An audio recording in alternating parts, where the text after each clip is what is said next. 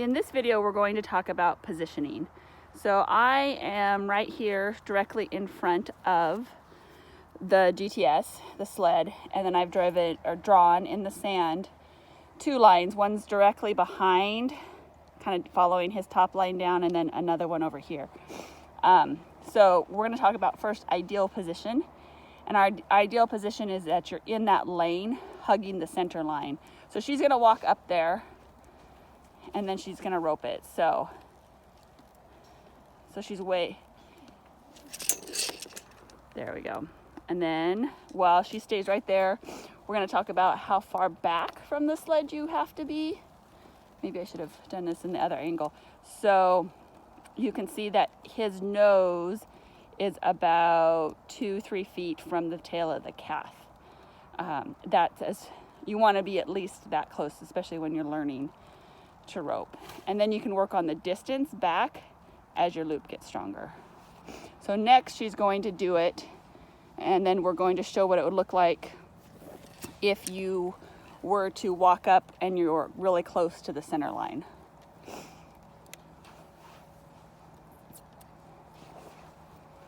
And she's going to back out so Elmer doesn't hit any of the white.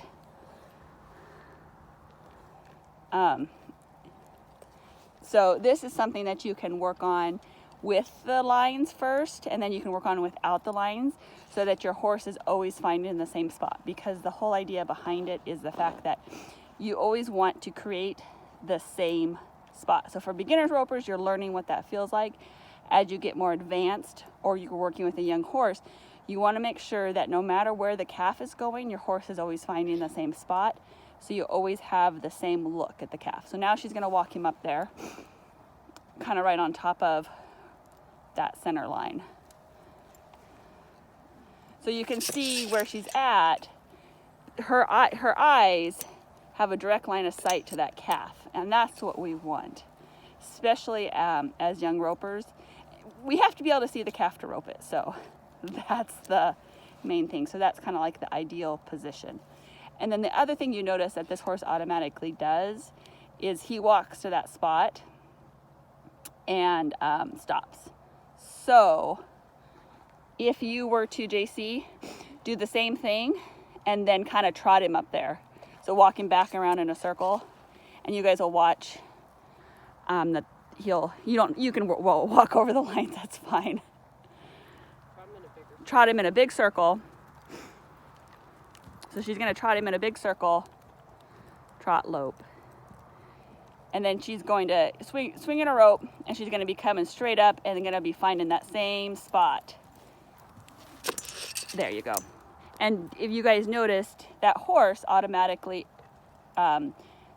stopped. She wasn't really even having to rein him. He listened to her body because she kind of set up. So he set up, and then she corrected him there because he wanted to swing his butt, and so that everything stays in line. So this is a really good way to first work on you and positioning, and then teaching your horse to find this same spot at all speeds.